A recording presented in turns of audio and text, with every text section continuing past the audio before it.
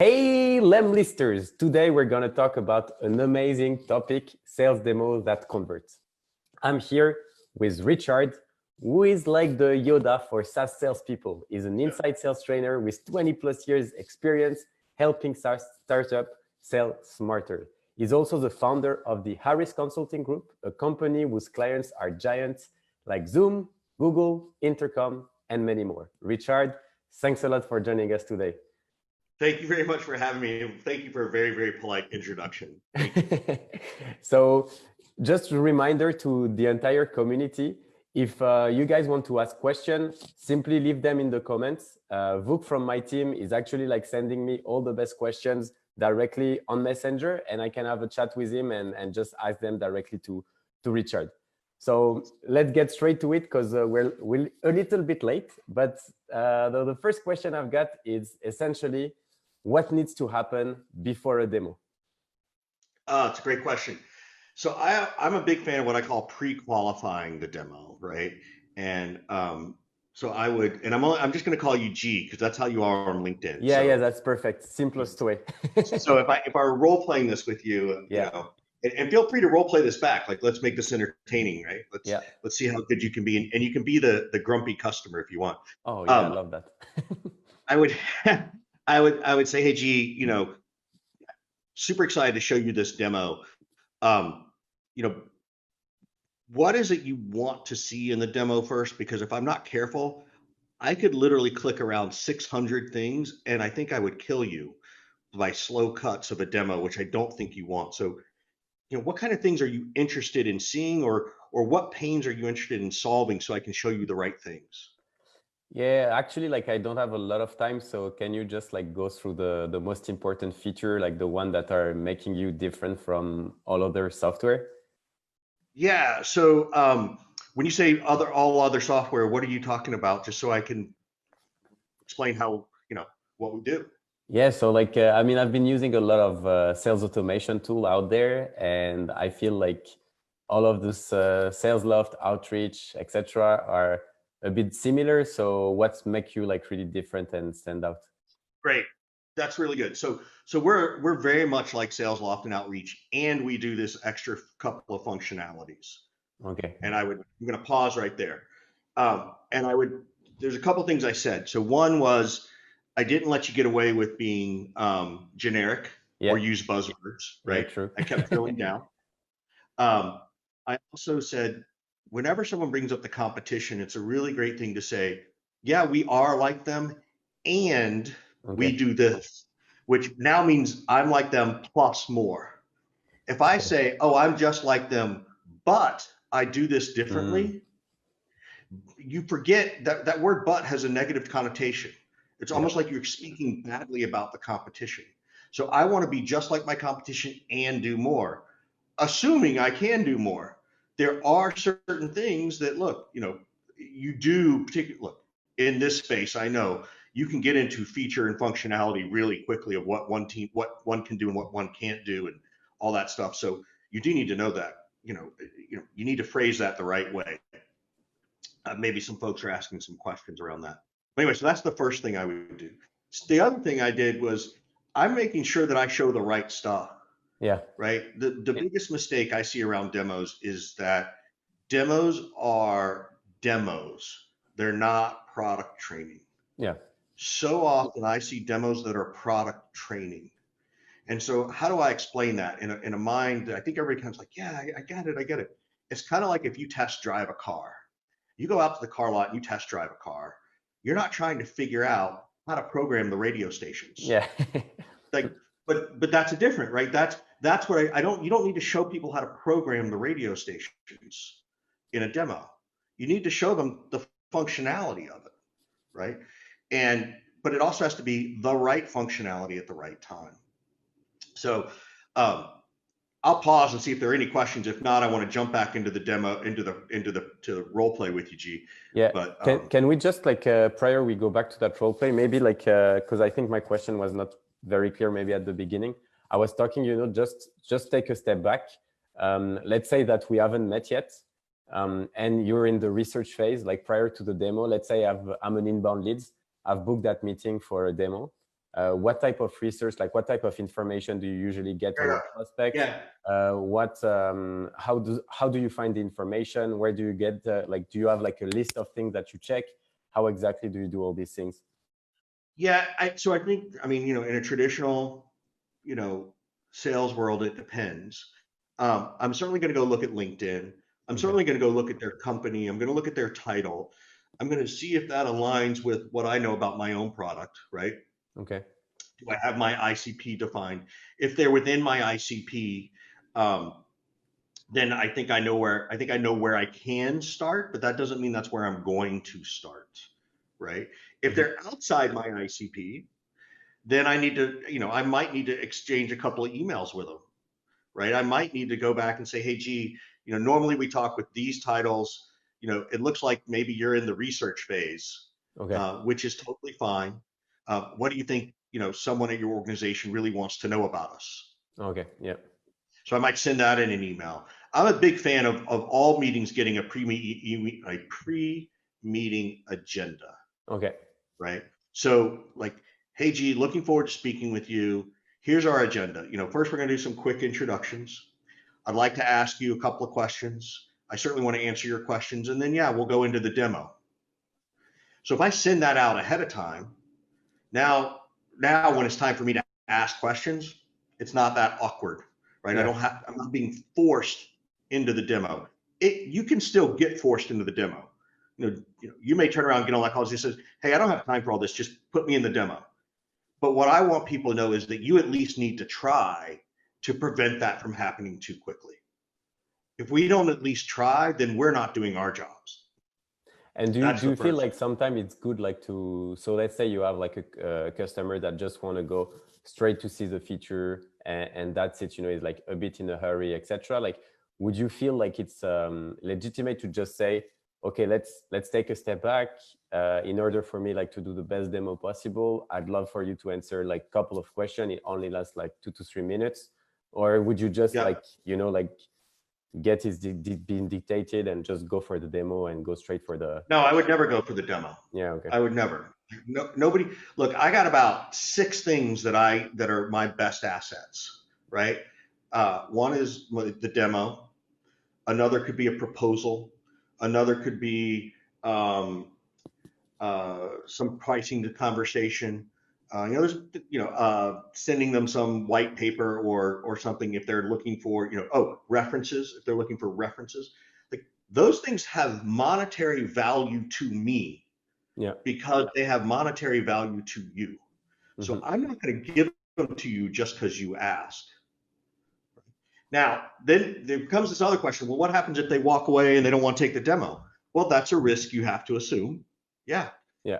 But and if they are just, but it's more than part of the game. There's a way to do it to be able to say, hey, G, I get the sense you want to jump into this, but something's not right. Like, I'm happy to show all this to you, but when I hear from people that they don't want to answer some basic questions or we can't even have a quick conversation, it often sounds like they've already made a decision and they're just trying to use us to check a box. And that's okay. Look, if you're at that stage, just go ahead and tell me so that I don't, I'm happy to show you a couple of things, but I just need to know honestly, where are you right now?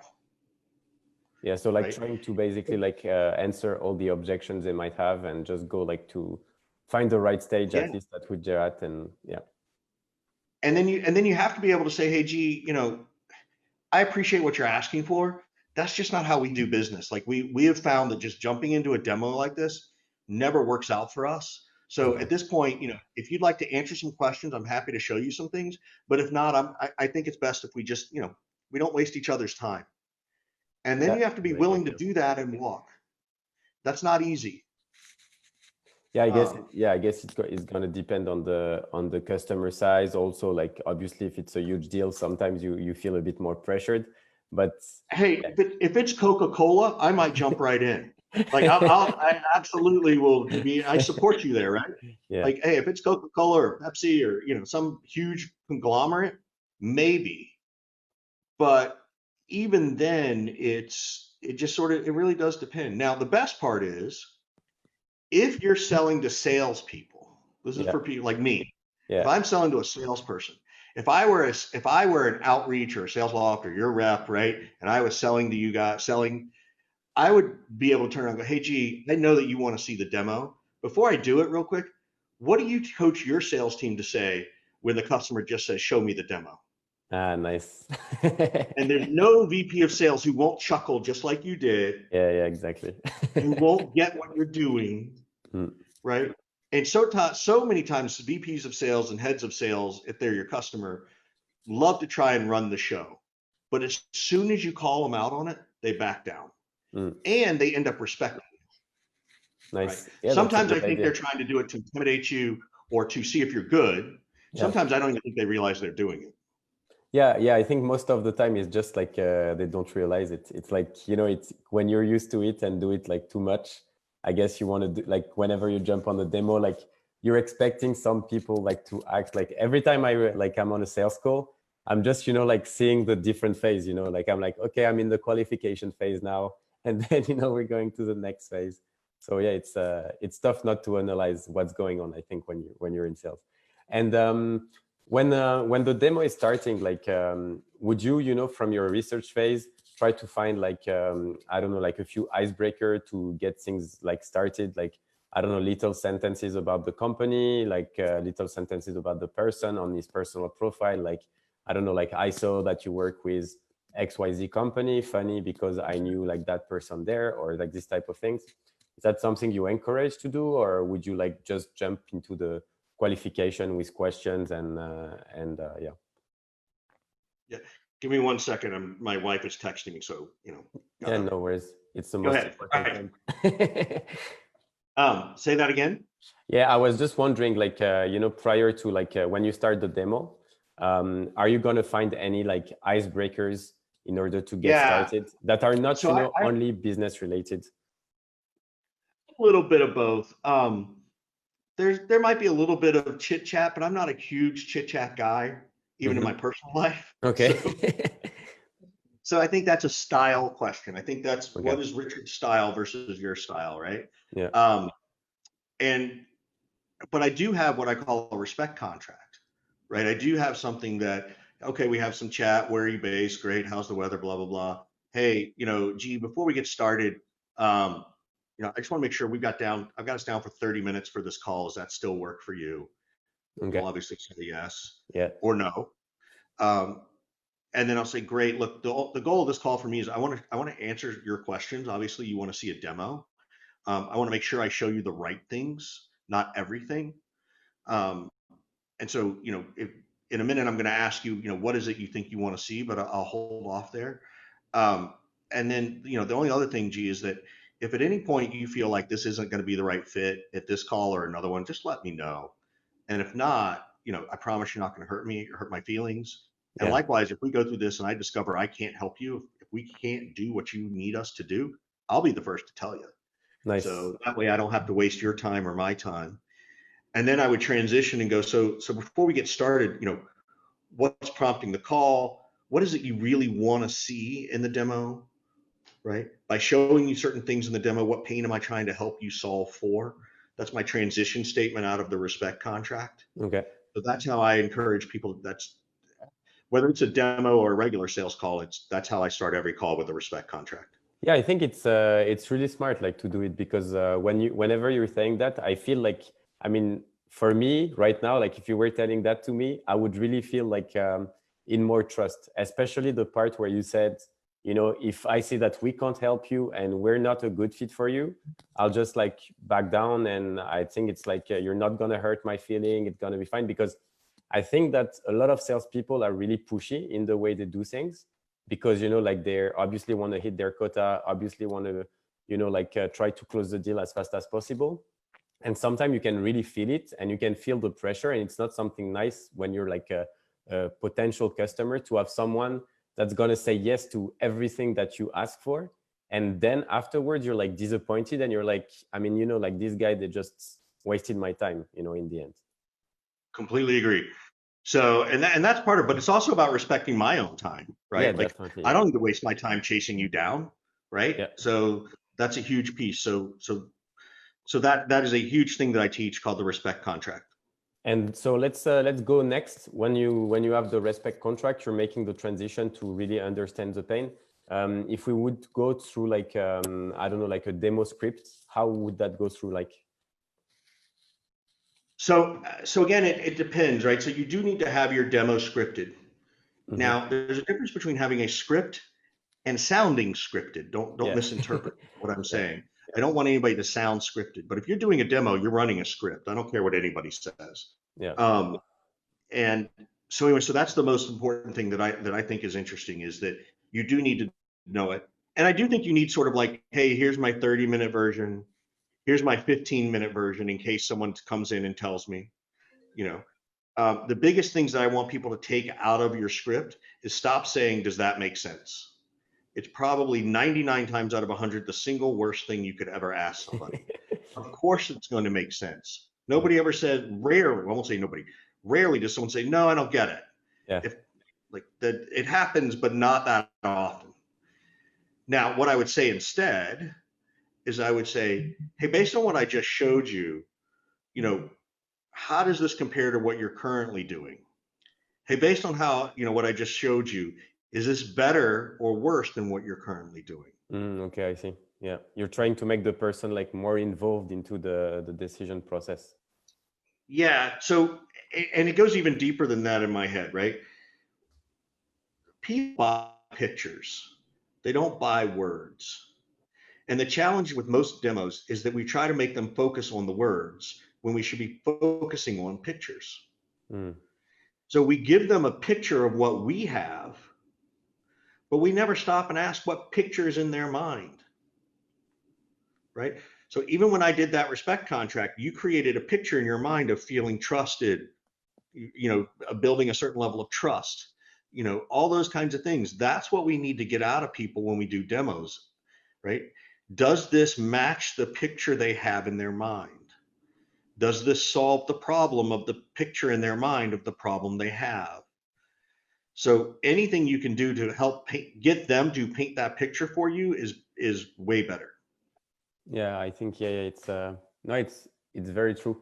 And so if we go through like the next phase, where essentially like I mean, I like the fact that you shouldn't ask or shouldn't say like, does that make sense? Because it's true. Like every time someone is telling me that during a demo, I'm like, sometimes I even want, you know, like play and say, no, it doesn't make sense at all. And then, you know, just to see like, how do they react, you know, just to kind of like, you know, I've never done that, but I probably should.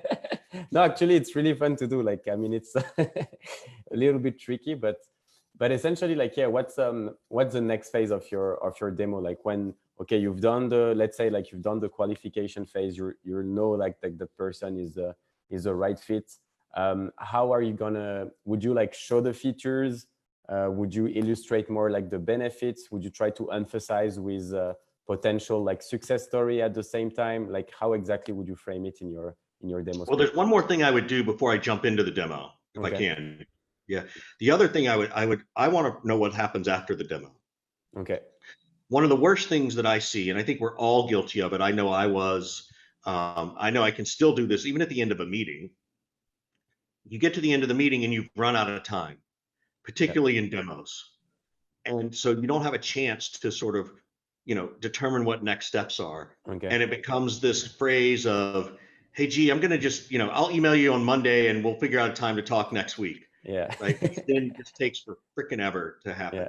Yeah. So one of the last things I do after I sort of go through my pre-qualification of the demo, what do you want to see? What pains are we, you know, after all that, is I will say, hey, gee, you know, at the end of this demo, I'm going to show you how we answer all these things. Right. And if it doesn't work, I know I'm never going to hear from you. So it's going to be a pretty perfect demo. But let me ask you a question. We get to this end of this demo. What happens next from your side? Okay. So now I'm asking about their sales process, their buyer process. I'm asking about who else could be involved. I'm asking about how long this could take. I'm asking about competition. I'll get all kinds of answers. I'll get, oh, you know, hey, Richard, you know, you're the first person we talked to. We're going to talk to 2 other people. All right. Well, now I know there's a competitor. Okay. Great. Yeah. Great. I would dig in more. Great. Oh, who else are you looking at? Because I want to make sure I, can explain how we're better, right? Whatever it is you want. So, you can ask those questions. So sorry, my son came out and distracted me for a second. So, so anyway, that is, so just making sure that you understand what happens next, or at least ask the question. So would you right? yeah, I've got two questions for you. First one is when you mentioned when someone mentioned like competitors, and I think you addressed like the problem really well. Just like the question you asked was like really good. Can you please let me know who they are so I can show you how we're better? Would you use like the terminology like better, or would you use like different? What's the best way? Because sometimes, I feel whenever I'm on a demo and someone tells me like we better, I have a bit less trust. Whereas when they say You roll different, your eyes. That's a fair question. You know what? I think it's a style thing. okay, I think it's if you're more comfortable saying different, yeah, I'm okay with that. If okay, you're more comfortable saying better, I do agree. I agree with that statement, that the better can be off-putting, right? Yeah, we're all the world's best at whatever we say according to our yeah, websites, right? exactly. So, I could buy into that. I think I just don't like the word different. Okay, I'd like to. I don't know what that other word should be. I should probably do a little bit of research. And I know it's like really one word. Yeah, kind of.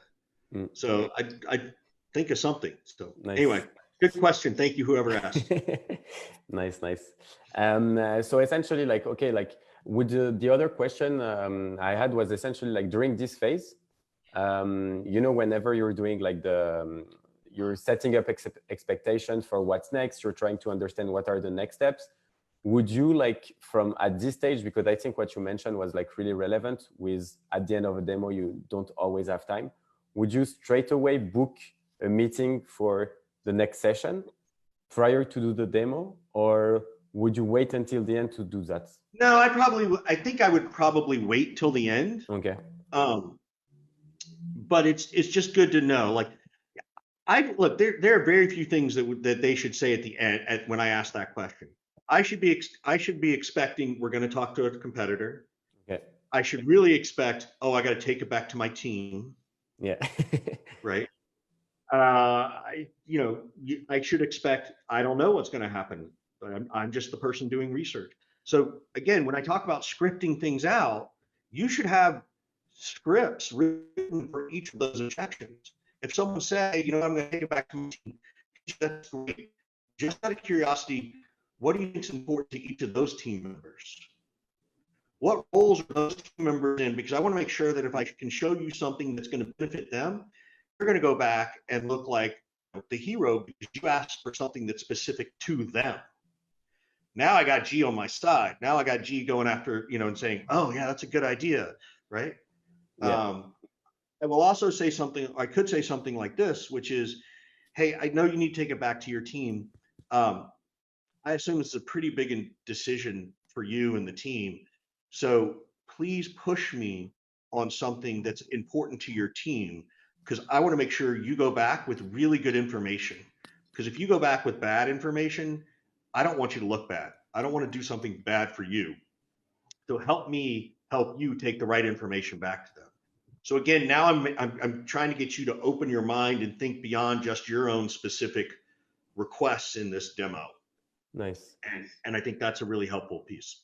We have a question actually from the audience, from Nadia, and I think it's interesting. It's relevant to what you're saying, because she's asking like, how do you know when a lead is not going to convert? Like, read the sign on the meeting that it's time waste for you to be persuasive. Like, how do you make the difference essentially? Like, because yeah, some people are in a demo and eventually they're going to say, yeah, we might be interested, but in the end, they, you can follow up and it's never going to happen. Yeah. So there's a couple of questions, right? So this goes back to what I call pre-qualifying the demo, right? Okay. Before I get into the demo, I'm asking a lot of these questions. Hey, what happens after I show you the demo? Oh, we may decide, we're just deciding, right? That we're here or there, it just sort of depends. You might need to ask a more direct question. I'm showing you this demo. Is there an actual live initiative that you're working on, or is this really just you guys thinking about it? Okay. Again, maybe I could turn around and ask the question of, hey, normally after I give this demo G, it's usually about 60 days before someone, they have to go through their decision-making process, get budget approval, et cetera. Are you within that window too? Okay, I see. So like you're Remember, referring to remember other my like demo, yeah, I said this earlier, my demo has monetary value to me, yeah, not just my commission and my compensation, but my time. So they need to give me back something equal. yeah, And if they aren't willing to give me that information back, then two things. One, I can decide not to do the demo. Or two, I can do the demo, but realize they're probably going to ghost me. yeah. And it's a whole lot easier going through life not being surprised. Right? It's different to be, oh God, I hope this one might be one of those people who ghost me. Okay, well, at least you know. Yeah. Right? Right. At least you're not sitting there getting frustrated later.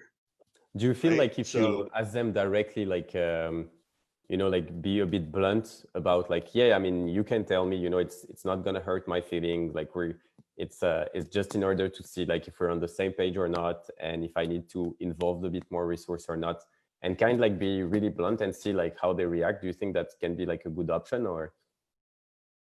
Yeah, I think so. I mean, I think there's lots of ways to ask this question, right? I think there's lots of things you can try and figure out ahead of time, in terms of all these things. So just asking more questions before the demo is helpful. Can you ask 30 questions before the demo? No. Can you sit here and do 20 minutes of discovery before a demo? No. Right? Unfortunately. But if you find those one or two questions, hey, what happens after this demo? Or, hey, is this an actual live project? That's another one. That's pretty good. If you could ask, what was the other one I use sometimes? God, I can't remember. I'll come back to it if I think of it. Okay.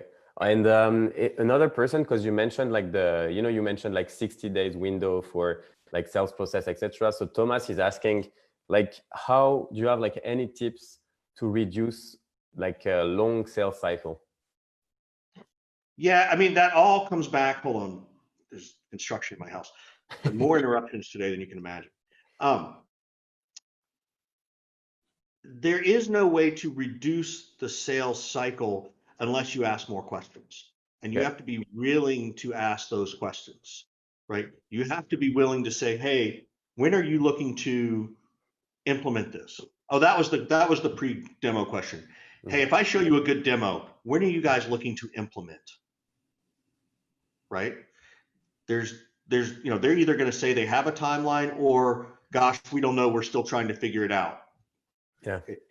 That's not the answer I want to hear, but at least I got it. Yeah. And do you feel like you could use like, I don't know, tactics like trying to have like a bit more urgency in order to reduce like the sales cycle? Like, yeah. How would you try to generate urgency? It doesn't work all the time, but. Well, I think it comes down to, you have to stop saying, 10 years ago when I first started doing SaaS, it was all about being more efficient and effective. Yeah. And that doesn't work so well anymore. That's too generic. Everybody can make you more efficient and effective. True. I need to be able to say, hey, how does this compare to your current process? Right. Hoping it's faster. Right. And then say, if you can use our service and accomplish this in, certain amount of time, which now does save you, maybe it's an hour a day. Saves you an hour a day. That's 5 hours a week. That's 20 hours a month. What else is on your to-do list that could get done faster with those extra 20 hours a month? Nice. Yeah. And then what's the value of getting those things done faster? If you can now get this other piece of the product roadmap out faster, so you can sell it in August instead of September, what's that going to do for your revenue impact for the rest of the year? So now I'm driving urgency. Yeah. Because just by showing them, so you have to show them not just the time you save, right? Which is what everybody goes to, right? Like I call it one side of the coin, right? Yeah. That's the head side of the coin. Well, there's this other side of the coin, which is, well, what are you going to get done now now that this problem is solved? And is that faster than it would have if you didn't solve this problem? Yeah, that's That's nice. what I Yeah. call economic impact. There's a true economic, it's not ROI, it's economic impact. So that's how I answer that. Yeah, and I guess it's also like I think it comes back to what you said a bit earlier about like people being like super like about. I mean, it's important for people to be able like to project themselves with using a solution, and you know, like you can either picture yourself like using the software, or you can picture the outcome, and often the outcome is what makes you buy something. You know, so it like if you can do that during a demo, that's definitely like really powerful. Yeah, it is, like I said, I'm trying to paint that picture. And more importantly, I'm getting them to paint their own picture. Yeah, that's the I'm not best. telling them, here's what's going to happen. Yeah. I'm asking you, well, what's this going to do for you? Yeah. What Okay. other projects are on your to-do list? So now they're envisioning themselves doing something better and faster, right? And do you like That's the yeah? part they're buying. And do you, for example, like once you've asked like let's say 5 to 6 questions where you're trying to help them like paint their own vision of the outcome of using your software, let's say, do you like at some point make a recap of what they say, just so you show them that you listen, that you care, and you kind of like sum it up again in bullet points of what are the key elements? Absolutely. Okay. So that's part of why I want to know ahead of time what I'm showing them, Okay. because otherwise I'm going to show them 60 things and then that bullet list becomes too much, Okay. Yeah. right? So yes. So to your point, that is active listening. A big active listening, a piece of active listening. One is listening with intent, Okay. right? With intent to hear. The other is to then repeat back what you heard so that they know that they were heard. That's what it means to actively listen. And so I need to be able to go back to you and say, hey, gee, just so I make sure we've covered this and this and this. Was there something else you wanted to see? Did I prompt some other ideas for you? Right. So now I'm confirming what's happened. I'll also send that in an email. Hey, it was great chatting with you. Really enjoyed walking you through the demo. Here are my notes from our conversation. Okay. And this is the best part. Nice. Could you do me a favor, G, and just reply and let me know I got everything right, or correct me if I got something wrong. So now I'm forcing you to read my email.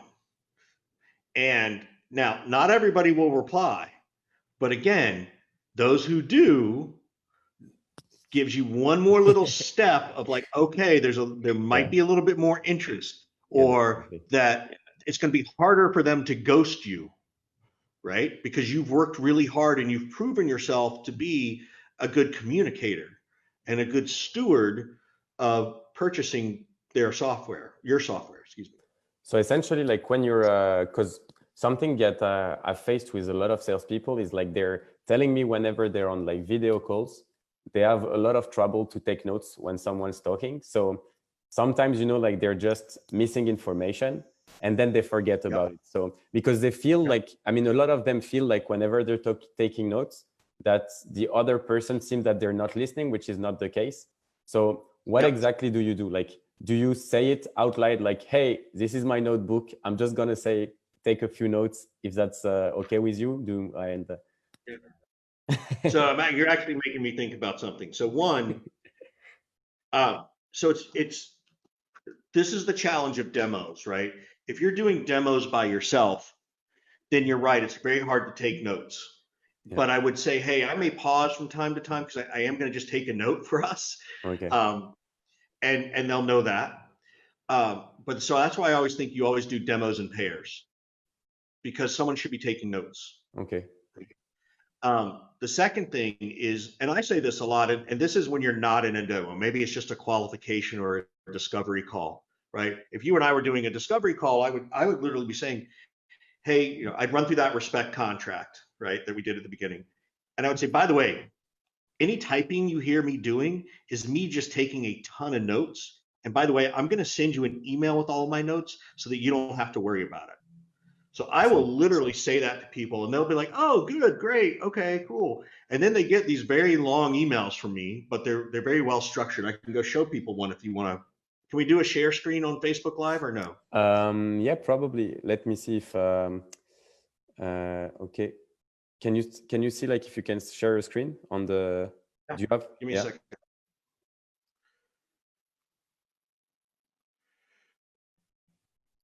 Nice. All right, so hold on a sec. So I have this as a template. I call this my post first call email. And so, and tell me if you can see this. If not, I'll blow it up, right? So, hey, blank, great speaking. Please use a summary of our conversation. Would you mind responding and letting me know if I captured everything correctly? And I purposely make it look really short right here. One, because if they ever want to call me, I want them to be able to find my phone number right away. Okay. Which doesn't happen, but I like it. I also like the semblance of it. It makes it look like a short email. Yeah. Well, I have my next steps laid out. Some of my next steps are already there. I'm sending these to everybody, my G2 link, my syllabus, whatever, right? Yeah. I then have a thing on challenges and training. So I'm a sales trainer, so that's what I do. Okay. I need to know their sales team structure. I need to know their average sales cycle, timeline, so additional resources. I'm not going to show it, but below that are my commercial terms. Okay. And so this I can just pop up right away and I can start typing notes. Nice. Right. The other thing you'll notice too is that the subject line is really specific. Okay. Yeah. So the goal for me, I assume everybody's taking out their phone and taking a picture, but if you haven't, go ahead. You're allowed to. I don't care. If you look at this and you think about the details of notes I put in here, if you've got to forward this to anybody, all you've got to do is say, hey, everybody, here are the notes from my conversation. Yeah. Like I've done it in such detail that I am trying to make your job easier. And so I send this to everybody. And yeah, the email can be long, but there are two reasons for that. One is for the customer, but really more importantly for them, it's for me. I have a terrible memory. Like, why would I want to fight myself on this, right? And this is what I want, right? This is the stuff I need to know.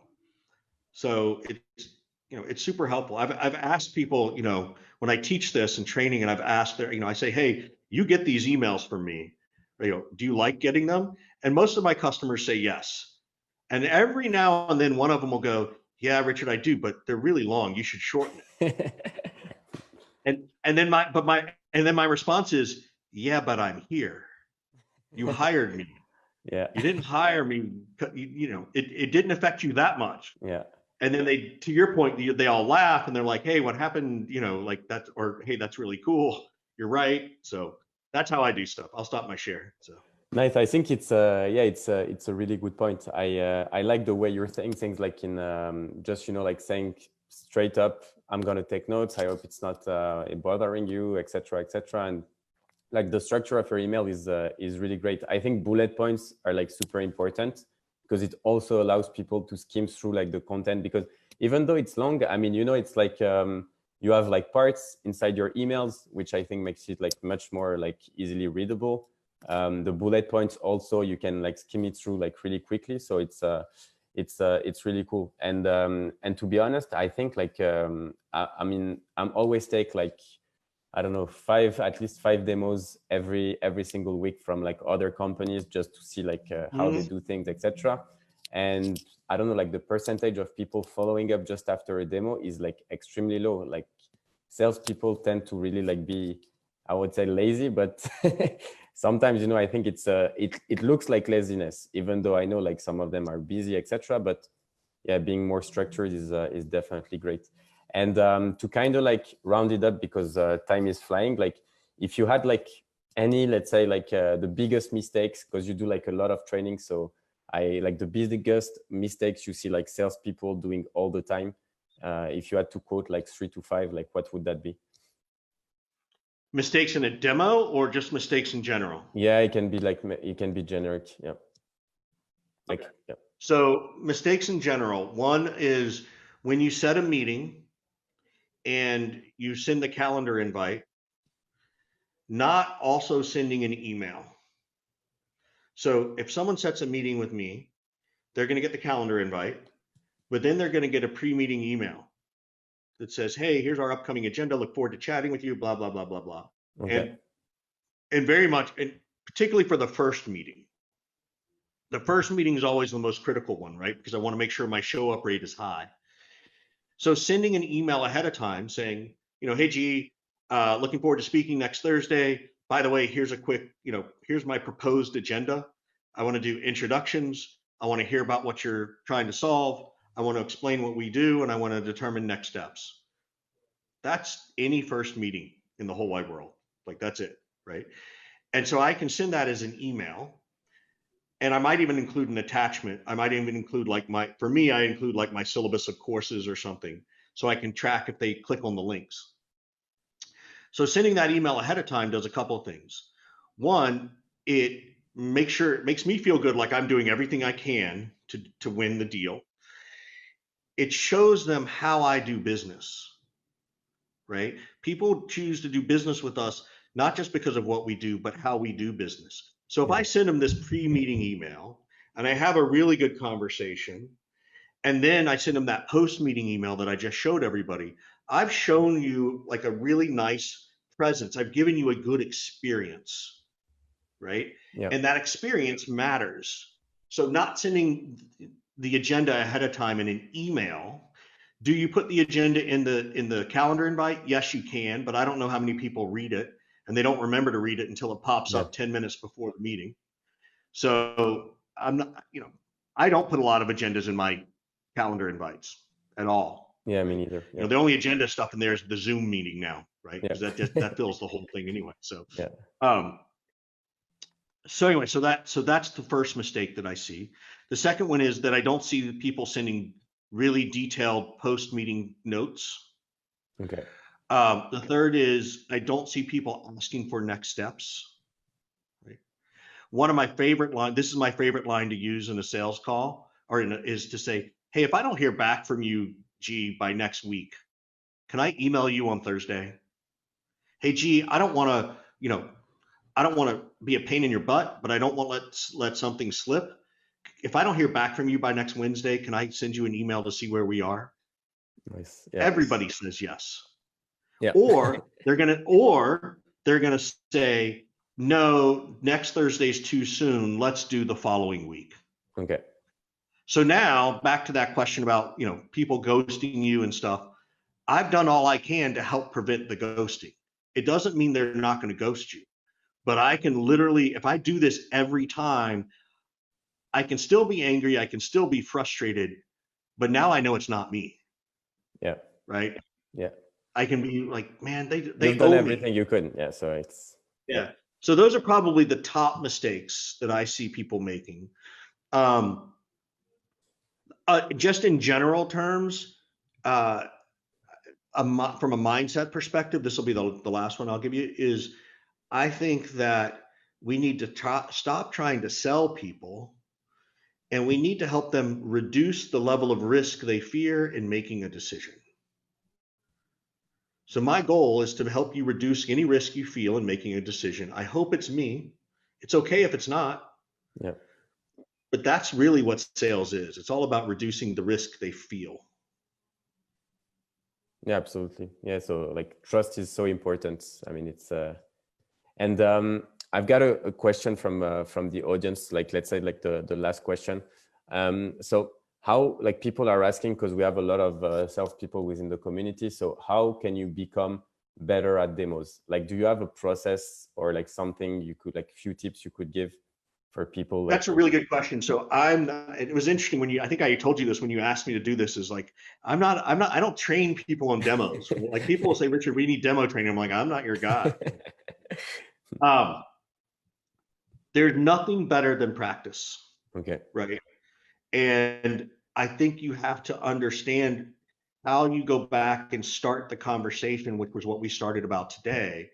Hey, if I ask you what is it you want to see? and they say these 3 things, I then need to be able to say, great, if I show you those 3 things, what are they helping you solve? So making sure that you're trying to understand the picture in their head. Stop forcing your picture in their head. You need to go get their picture and then see how you can combine them. So for me, it's much more of a mindset. Okay. And figuring out how, I think the best thing to make your demos better, asking your customers, how does this compare to what you're currently experiencing? And it's not what you're currently doing. If you say what you're currently doing, then it means physically they're doing. Yeah. It's what they're experiencing. They're on this call because they're looking for some kind of solution. They've got some kind of pain. We need to know what that is. Yeah, I like that. I like that phrasing. I think it's very like it's a smooth way of saying things rather than saying like, "What's your pain?" It's like no one's gonna answer that. Yeah, that's really cool. And would you advise people to like recording their demos and watching Absolutely. them? Yeah, absolutely. As painful as it is. Yeah. Yeah. Okay. So Richard, thanks a lot for joining us today. I know it was like a bit hectic in terms of schedule. Yeah, I'm sorry I was late, everybody. Thank you so much for your yeah, it's a misunderstanding on both sides. And essentially, like where people can follow you, what's the best way? Is it like LinkedIn, Twitter, email, LinkedIn website? is always easy, right? You can find me on LinkedIn. You can find me on Twitter at rharris415. My cell phone number is 415-596-9149. Nobody ever calls me, but I always give it out. I'm gonna try that. All right, it'll ring. 415-596-9149. LinkedIn is probably the easiest place to get a hold of me. My team will put the links of your profile in the LinkedIn comments. inbox. Yeah. Yeah. Okay. Awesome, Richard. Thanks a lot everybody. for joining us. Have a great day.